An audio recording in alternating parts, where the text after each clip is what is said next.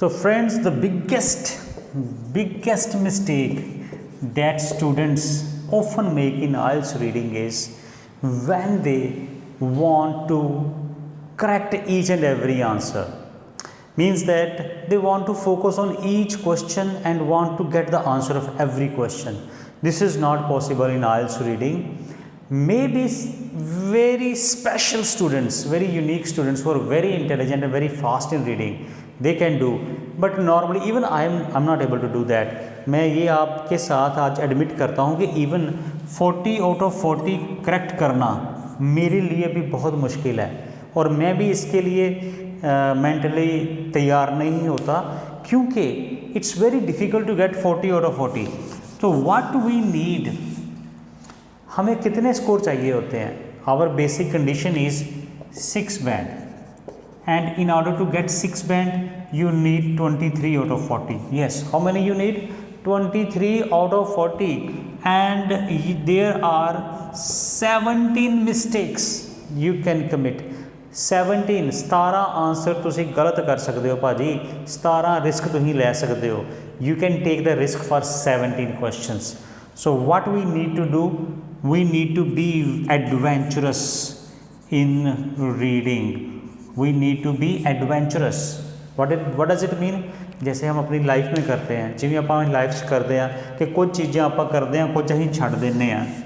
तो same is here. You should what should do? You should ignore some of the questions. Some of the questions are not made for you, and you are also not made for some of the questions. कुछ question आपके बस में ही नहीं है, उसको छोड़ो. अभी मैं बात करता हूँ लिस्ट ऑफ हेडिंग्स की. ओके, फॉर एग्जांपल हम बात करते हैं लिस्ट ऑफ हेडिंग्स. तो स्टूडेंट्स, वीडियो को बिगिनिंग से लेके एंड तक जरूर देखना. There will be lot of things for you to learn. चाहे आप अकेडमिक हो, चाहे जनरल ट्रेनिंग हो, whether are you academic student और general training student. I am using all 3 languages, English, Hindi and Punjabi in this video. क्या बात है कि जब मैं हिंदी में बोलता हूँ तो स्टूडेंट्स कहते हैं sir please make video in English. When I speak in English and students say that sir make video in Punjabi. So it's a big confusion for me that I am not able to clear. So please write in your comment box whether you want my videos in Punjabi, Hindi or English. I will make that videos the language in which you want. So list of headings. So list of headings, there are 3 types of list of headings. Do you know that there are 3 तरह के list of heading होते हैं? One for those who want 5 or 6 band, then 7 band, then 8 and 9 band. Now you have to decide कि आप किस category में हो. Most of the students are in this category. 70% they are in this category. Okay, and 20% in this category, 10% in this category. 100% students, the division. तो जो 5 और 6 band वाले students हैं, उनको क्या करना चाहिए कि वो लिस्ट ऑफ हेडिंग्स ज़्यादा से ज़्यादा ठीक करके इस कैटेगरी में घुस जाएं, इस कैटेगरी में आ जाएं. तो लिस्ट ऑफ हेडिंग्स को करने का एक आर्ट होता है. There is an art. हर बंदे की बस की बात नहीं है, पर प्रैक्टिस करके आप सीख सकते हैं. बहुत सारी चीज़ें इंसान अपनी लाइफ में प्रैक्टिस से सीखता है. लिस्ट ऑफ हेडिंग कभी कभी मेरे लिए भी बड़ी मुश्किल हुआ करती थी, फिर मैंने उस पर वर्क किया और फिर इसके मैंने कुछ सीक्रेट्स देखे. लिस्ट ऑफ हेडिंग्स में कुछ हेडिंग्स ऐसे होते हैं, you will get in first 1 to 2 lines. आपको फर्स्ट 1 और 2 लाइन्स में आइडिया मिल जाएगा. Some of ideas you will get in 4 to 5 lines. 4 to 5 means in the middle part of the paragraph, और कुछ के आंसर आपको लास्ट लाइन्स, और कुछ के आंसर आपको मिलेंगे ही नहीं, ना लास्ट में, ना मिडिल में, ना फर्स्ट में. वो सारे के सारे पूरे पैरे में मिक्स हुए होते हैं. They are all in somewhere in the whole paragraph. और वो होते हैं उनके लिए those who want 8 and 9 bands and those who have very strong English. तो आप जो 1 और 2 लाइंस में जो होते हैं और लास्ट लाइंस में होते हैं, इस पर वर्क करें, मिडिल वाले पे वर्क करें। जो सभी पूरे पैरे में somewhere all they means this is the extract of whole paragraph, पूरे पैरे का निचोड़ होता है, यू कैन इग्नोर दैट। तो आप क्या करेंगे कि if you have suppose there are 7 list of headings, तो वहाँ पे आपको कम से कम 4 ऐसे मिल जाएंगे जो जहाँ तो इस स्ट्रक्चर में फिट बैठते हैं, फर्स्ट में, मिडल में या लास्ट में। उनको आप कीजिए जो इजी लगते हैं, जो आपको डिफ़िकल्ट लगते हैं, कुछ पता ही नहीं चलता आपको, वो पता लग जाता है कि ये पूरे पैरे में कहीं भी नहीं है, फटाफट स्कैन कीजिए जल्दी से जल्दी, quickly you should scan. And अगर नहीं मिल रहा तो leave it, go to the next question. और लिस्ट ऑफ हेडिंग्स के लिए जो मैं टिप्स आपको देने वाला हूँ, ये वेरी इंपॉर्टेंट, आप इनको ध्यान से be careful and attentively listen the list of heading tips I am giving you. जो हेडिंग्स जैसे कि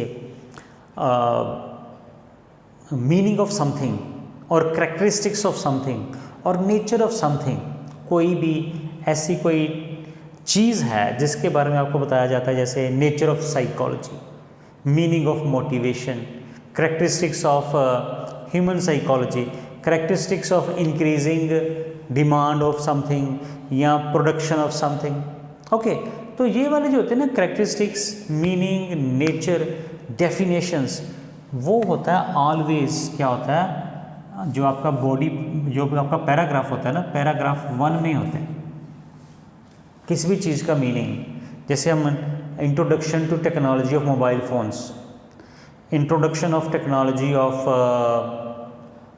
इंफॉर्मेशन टेक्नोलॉजी, तो वो फर्स्ट पैराग्राफ में होगा। जो राइटर का व्यू होता है, जो राइटर अपना पर्सनल ओपिनियन देता है या वो किसी बात को ख़त्म कर रहा होता है, तो नटशेल में, तो वो लास्ट पैराग्राफ होता है, राइट। तो ये तो आपको both you will gate easily. फिर कुछ हेडिंग्स ऐसे होते हैं जैसे जिनमें कुछ कंपैरिजंस दिए होते हैं, तो उनमें कंपैरेटिव लैंग्वेज आपको मिलेगी, on the one hand, on the other hand, more over, more than, lesser than, ऐसे वाली वर्डिंग आपको उसमें मिल जाएगी। और कुछ हेडिंग ऐसे होते हैं जिसमें खर्चे, cost of something, expenses of something, तो उनमें आपको डाटा मिलेगा, डाटा या स्टैटिस्टिक्स मिल जाएंगे, आपको स्टैट्स मिल जाएगा, तो उनको आप डायरेक्टली एज इट इज़ ही लगा सकते हैं, ठीक है। और कुछ हेडिंग्स ऐसे होते हैं जैसे उसमें कुछ रिसर्चर्स की बात की होती है, तो उनमें आपको कोई ना कोई साइंटिस्टों के नाम मिलेंगे, this and that scientist found this, उस साइंटिस्ट ने ऐसे फाउंड किया। तो ऐसे आपको कुछ हिंट, आपको जो होते हैं टिप्स होते हैं, उसको फॉलो करना ही होता है। और जो रीडिंग करते हो आप, जब रीडिंग कर रहे हो, जो इंस्टीट्यूट में रीडिंग करते हो, वहाँ पे आपको 60 मिनट्स मिलने हैं, ओके, इससे ज़्यादा वो नहीं देंगे। तो ये हो गया आपकी परफॉर्मेंस का चेक। घर में आप एट होम कैसे करना है आपको, at home you should take full time, you should take as much as time as possible, खुले टाइम में कीजिए। और साथ में वो कैब भी अपनी इकट्ठी कीजिए। रीडिंग करते करते जितने अच्छे डिफ़िकल्ट वर्ड्स, एकेडमिक वर्ड्स आपको मिलते हैं, उनको साथ में कलेक्ट करते जाएं, अपनी कॉपी में नोट करते जाएं। इससे आपकी परफॉर्मेंस बढ़ेगी, इम्प्रूवमेंट होगी। एक्चुअली रीडिंग में ज़्यादा स्कोर इसलिए भी नहीं आते कि स्टूडेंट आजकल रीडिंग करते ही नहीं है। Nobody likes to read newspaper, magazines और कुछ लिटरेचर बुक्स या नॉवल, कुछ कोई पढ़ना ही नहीं चाहता। So that is why the level of reading is quite low among the students. हमारे ज़माने में लोग नॉवल पढ़ते थे, लेटर्स पढ़ते थे, आर्टिकल्स पढ़ते थे, तो they have good command in reading. आज में कोई पढ़ना ही नहीं चाहता, we just want to watch the videos. अभी आप मेरी वीडियो देख रहे हैं, आप वीडियो देखना चाहते हैं, अगर मैं ये सारा कंटेंट राइटिंग में डालूंगा, नोबडी लाइक टू रीड। तो इसलिए हमारी रीडिंग की कैपेबिलिटी जो है, एफिशिएंसी जो है, वो इतनी अच्छी नहीं है। तो मैं ये चाहता हूँ कि आप जो भी रीडिंग घर में करते हो अपने पर्सनल लेवल पे, you should do that in unlimited time. You should take, आप 2 घंटे लगते हैं लगाओ, 3 घंटे लगते हैं लगाओ, पर उसको आप डिटेल में सिंगल वर्ड का मीनिंग समझ के उसको करें। एक तो वोकैबुलरी इंप्रूव होगी, अंडरस्टैंडिंग इंप्रूव होगी और आपका स्कोर भी ऊपर जाएगा। उसके बाद हम बात करते हैं अब ट्रू फॉल्स। ये वाले भी क्वेश्चंस काफ़ी काउंटिंग में होते हैं, इनका ये काफ़ी गिनती में होते हैं क्वेश्चन, 6-7 तो ऐसे ट्रू फॉल्स के येस नो नॉट गिवन आ जाते हैं। इससे पहले कि मैं इसके बारे में बताऊं, मैं आपको ऑनलाइन क्लासेस के बारे में बताना चाहता हूं। We have started online classes, many students ask me for to start online classes. आज से 3 महीने पहले हम ऑनलाइन क्लासेस नहीं देते थे, पर हमने शुरू किया क्योंकि regular students are demanding that. वो कहते हैं सर आप बहुत सारी टिप्स डालते हो रीडिंग पे, आप हमें क्लासेस भी दो और उसमें प्रैक्टिकली समझाओ। तो फिर हमने ये प्लान किया कि वी शुड स्टार्ट। और अगर आप जीटी के स्टूडेंट्स हैं या एकेडमी के स्टूडेंट हैं, you can WhatsApp on this number and we will definitely contact you. उसमें आप हमको फ़ीस की डिटेल, फ़ीस जो है डिपेंड अपॉन योर लेवल, हर बच्चे की फ़ीस सेम नहीं है, ठीक है। कि कई स्टूडेंट्स पे हमें ज़्यादा वर्क करना पड़ता है, उनकी फ़ीस ज़्यादा है, कई स्टूडेंट पे हमें कम वर्क करना पड़ता है, उनकी फ़ीस कम है। और हम इसमें इंडिविजुअल क्लास भी देते हैं 1-to-1 और ग्रुप क्लास भी देते हैं, राइट। तो अगर आप इंडिविजुअल क्लास लेना चाहते हैं उसके चार्जेस थोड़े ज़्यादा होंगे और ग्रुप में चार्जेस कम होंगे, but that are all you should WhatsApp us and we will contact you. तो बात कर रहे थे ट्रू फॉल्स और नॉट गिवन की। अब मैं यहाँ पे एक स्टेटमेंट लिखता हूँ, उससे आपको मैं समझाने की कोशिश करता हूँ true false not given actually में है क्या। ये बहुत ईजी है, थोड़ी सी अंडरस्टैंडिंग अगर आप लेते हैं तो you will be able to get the right answer. Okay, तो statement is there are both male and females present in the conference. Conference में both males and females were present. This is information. This is given in the passage. Okay, question sentence. Question sentence could be like that: there are equal number of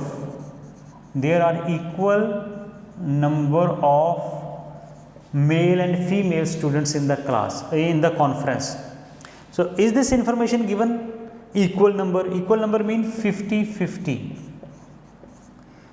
So there are both male and females present in the conference. So there are equal number of male and female or 50-50 in the conference. So what you can assess, आपको क्या पता लगता है। पर यहाँ पे तो कोई भी काउंटिंग की बात ही नहीं की, so the answer would be not given. Okay, तो इस तरह से हम आंसर की जजमेंट करते हैं। अगर इसका आंसर ट्रू बनाना हो तो कैसे होगा? तो अगर स्टेटमेंट ऐसी है, both gender participated in the conference.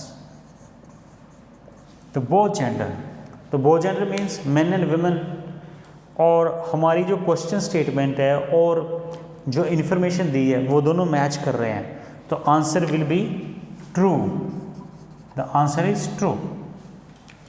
Both gender participated in the conference. Suppose इसका फॉल्स कैसे होगा? अब फॉल्स के लिए क्या होगा? There are both male and females present in the conference. Okay, all gender were present in the conference. अब all gender में थर्ड जेंडर भी आ जाएगा, जो ना मेल होता है ना फीमेल होता है। तो all gender were present in the, all genders sorry were present in the meeting या कॉन्फ्रेंस। तो ये हो जाएगा फॉल्स, क्योंकि ऑल जेंडर की तो नहीं बात की, सिर्फ 2 जेंडर की बात की है, मेल और फीमेल। तो इस तरह से ये हो गया फॉल्स।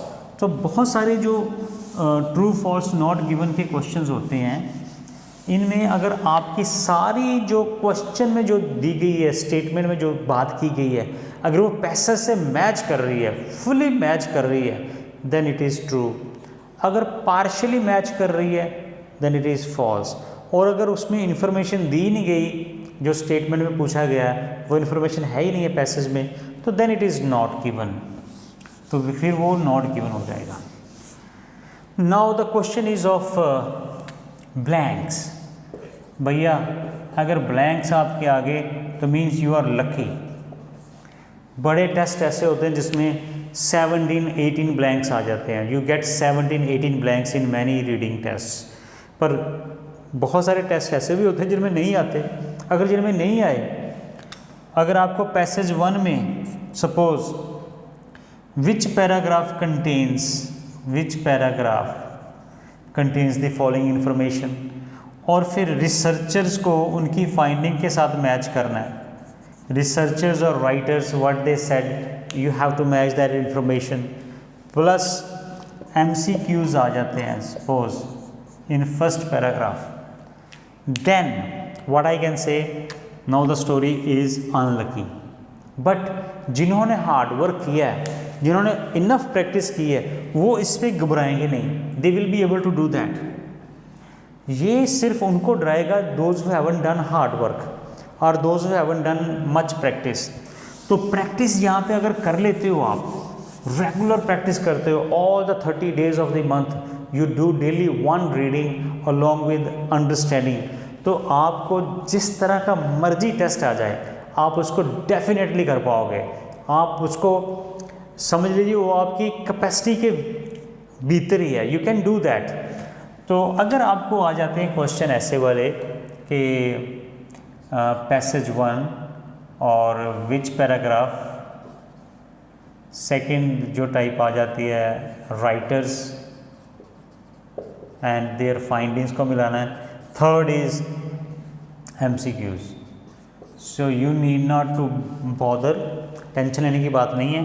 ये वाले क्वेश्चन 3 होते हैं फर्स्ट पैसेज में जब आते हैं, जो 3 होते हैं, और इनकी अच्छी बात यह है कि इनमें से ना 1 या 2, 3 में से 2 जो होते हैं ना, वो जहाँ A होता है या B पैराग्राफ ही होता है, A या B से ही होते हैं, और जो थर्ड क्वेश्चन होता है वो समवेयर इन पैराग्राफ G तो बहुत दूर हो गया, E या F में होगा, ठीक है।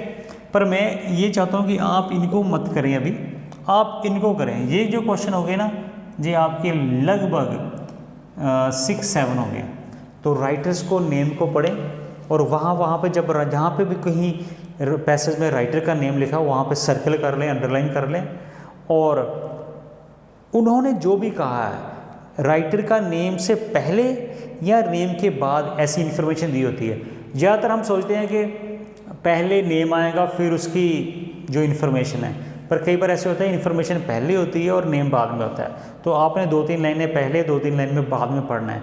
कई बार राइटर का नेम 2-3 बार आ गया होता है, तो आप उसको हर जगह पे पढ़ के आएँ स्टार्टिंग में, ठीक है। जिन राइटर का नेम 1 या 2 बार ही है उसको पहले कर लें और इनको सॉल्व कीजिए।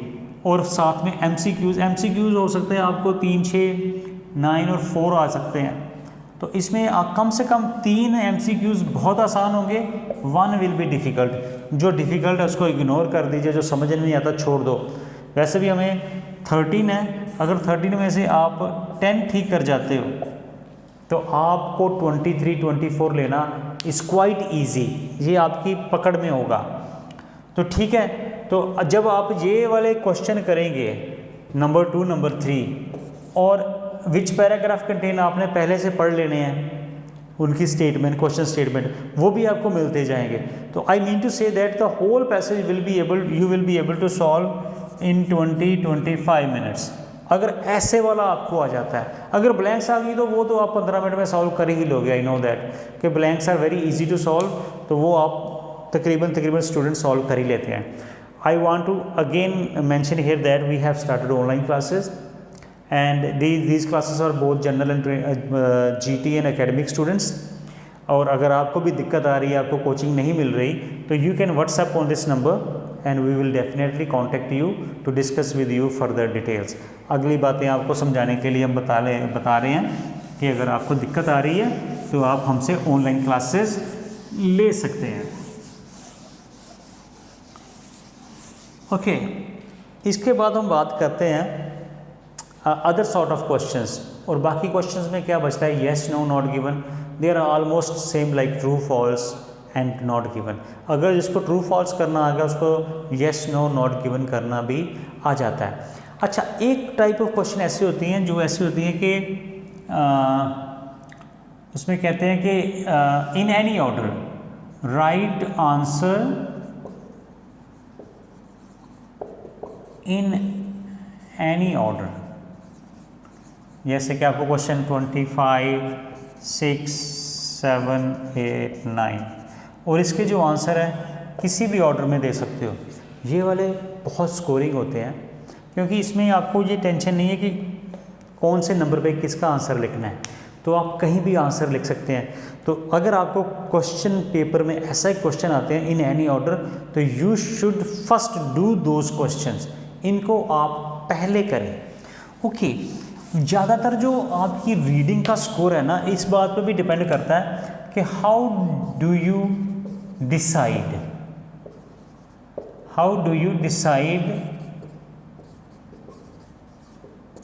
विच passage you should do first.